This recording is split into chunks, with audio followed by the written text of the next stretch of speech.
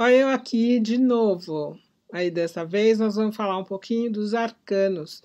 Se você tem aí o seu jogo de tarô, se você comprou o seu jogo de tarô, você percebe que o tarô ele é formado de dois conjuntos de cartas. O primeiro conjunto de carta é chamado de arcanos maiores.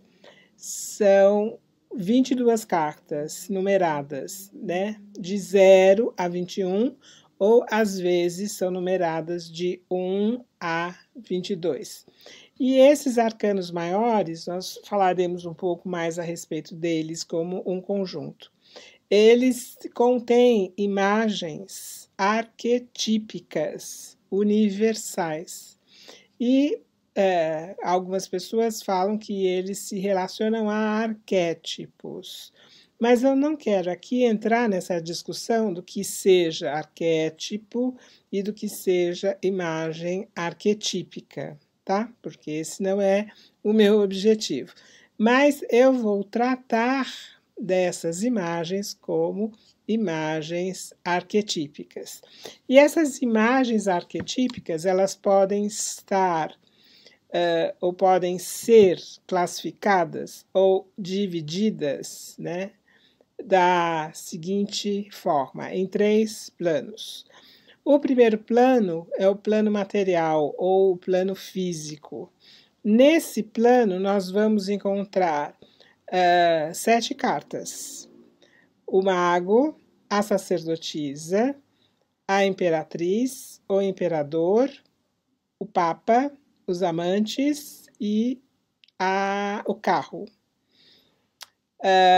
O outro plano, o outro nível, nós temos o plano psicológico ou o plano mental, que é constituído das seguintes cartas: a justiça, o eremita ou ermitão, a roda da fortuna, a força, o enforcado, a morte ou a transformação e a temperança.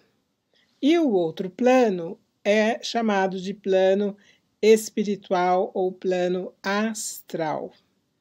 Nesse plano nós vamos encontrar o diabo, a torre, a estrela, a lua, o sol, o julgamento ou a ressurreição e o mundo. Então, esses arcanos, essas cartas dos arcanos maiores, podem ser divididas de acordo com esses planos ou esses níveis que eu mencionei. Agora a gente vai falar um pouquinho dos arcanos menores. Os arcanos menores, eles são importantes porque eles trazem a especificidade. Eu costumo dizer que os maiores são como faróis, né? Que se a gente faz a associação com o farol ele existe para iluminar, para nos guiar. Agora, os arcanos menores é que, com o uso dos arcanos menores, é que a gente vai ter uma ideia melhor do que, ou onde, ou em que área o arcano maior está iluminando. Então, os arcanos menores, eles são formados por, esse conjunto de arcanos menores, é formado por 56 cartas. 4 conjuntos de 14 cartas.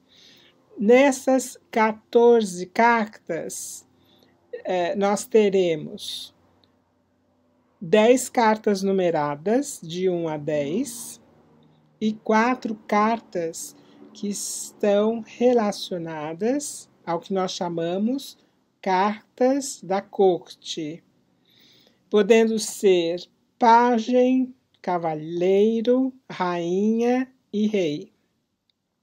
Em alguns tarôs, nós vamos ter príncipe, princesa, rainha e rei, tá? Então, aí você pode ter uma mudança de nomenclatura, de acordo com o tarô que você possui, mas não de significado. Bom, essas 56 cartas que estão aí divididas em 4 conjuntos de 14 cartas, como eu disse, vamos olhar um pouquinho para cada conjunto, o que é que ele representa. Cada conjunto de cartas vai representar o que nós chamamos de naipes no jogo de cartas comum. Então, nós vamos ter o naipe de ouros, o naipe de espadas, o naipe de paus e o naipe de copas. Tal qual acontece com as cartas da corte, dependendo do seu tarô, você pode ter mudança no nome desses naipes. Eu acho que, por exemplo, no tarô do Merlin, nós vamos trabalhar com serpente, dragão, peixe e bastão, tá? Então, varia também o nome dos naipes de acordo com o tarô que você possui.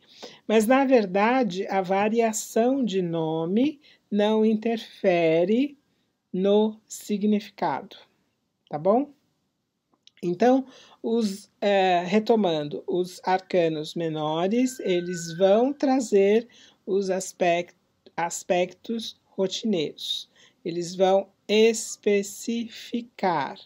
Agora, cada naipe, ele trata de um conjunto, seja de pensamentos ou de sentimentos, de sensações que a gente experiencia ao longo da nossa vida. Então, se eu começar com o naipe de espadas, espadas está associado ao plano mental, está associado ao elemento ar, ou seja, espadas governa a nossa mente e os nossos princípios internos, princípios que falam a respeito de ética. É no naipe de espadas que a gente vai identificar melhor os nossos egos, as nossas ações, se são ações destrutivas ou não, se são tendências internas que nós temos, destrutivas ou não. Ele vai representar esse conflito interno, ou às vezes externo, da nossa vida com relação ao que nos cerca. Pelo naipe de espadas que nós associamos a razão, a habilidade, a nossa habilidade de racionalizar, a nossa habilidade de projetar, porque aí tem a ver com as ideias, os nossos projetos, então, aos nossos desejos profissionais. Então, isso está sendo trabalhado pelo naipe de espadas. O naipe de ouros, ele está ligado ao elemento terra. E aí, ele é o físico, é o material.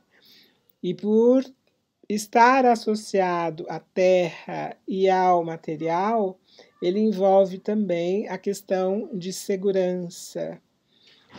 E tudo aquilo que está ligado à casa, à posse, prosperidade, riqueza, tudo aquilo que esteja ligado à terra no sentido de florescimento, de estabilidade. Então, tudo isso é tratado pelo naipe de ouros.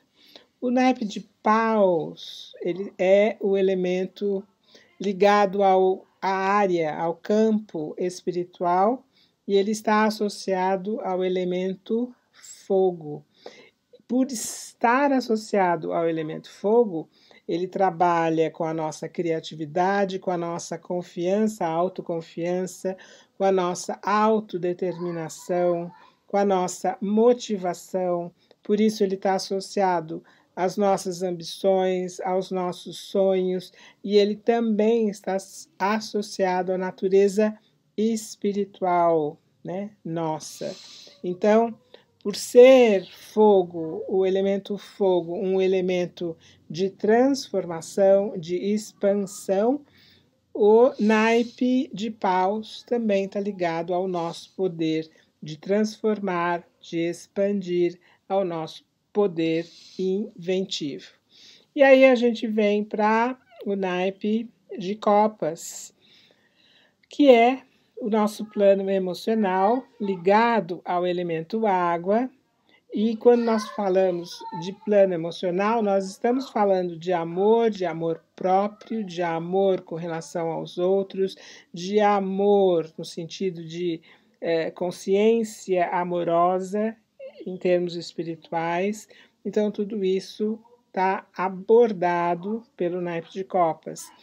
Claro que aí, por ser, né, ligado às emoções, ele também está ligado às nossas habilidades psíquicas, ele também está ligado ao nosso subconsciente, às nossas forças internas.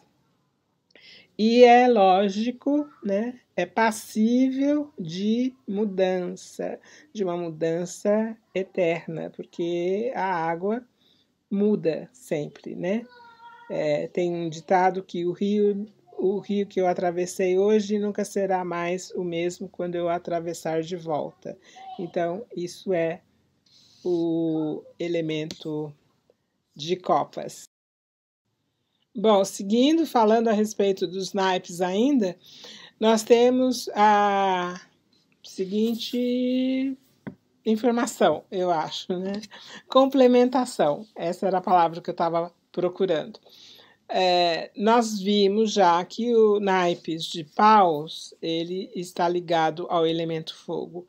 Por estar ligado ao elemento fogo, há tarólogos e há tarotistas que fazem a associação com os seguintes símbolos, com os seguintes signos astrológicos, com o signo de Áries, de Leão e de Sagitário. Esses signos são também do elemento fogo na astrologia. Então, é por isso que existe essa associação. Lembrando que Paus está ligado, resumidamente falando, né, às nossas habilidades de inovação, de criatividade, o nosso lado impulsivo, o nosso lado aventureiro, o nosso lado ambicioso, inspiracional também. Então, tudo isso se liga a Paus. Copas, por ser do elemento água, está associado ou pode ser associado aos signos de Peixes, Câncer e Escorpião. Resumindo, os significados de copas se liga a todo e qualquer aspecto psíquico, melancólico, emocional, né? Então, todas as emoções. E o nosso lado também de mistério, né? Então, quando a gente está aí falando sobre situações misteriosas, uma pessoa misteriosa, a gente está falando de naipe de copas. As espadas, né? O naipe de espadas, por estar associado ao elemento ar, então ele também se relaciona aos signos Gêmeos, Libra e Aquário, que são todos signos do elemento ar. Resumindo, espadas nos mostra o nosso lado curioso, analítico, nosso lado comunicativo, perceptivo, o nosso lado racional, lógico. Então, tudo isso está ligado a espadas. Ouros, por estar ouros ligado ao elemento terra, ele estará associado também aos signos de touro, virgem e capricórnio. E, obviamente, o resumo para Ouros é a nossa habilidade de concretização material, nosso senso prático, generoso também, a nossa vontade de ter, ou a nossa busca por ter segurança, seja segurança material, seja qualquer tipo de segurança, a nossa precaução está ligado a ouros e o nosso desejo, a nossa busca por independência também está ligada a ouros.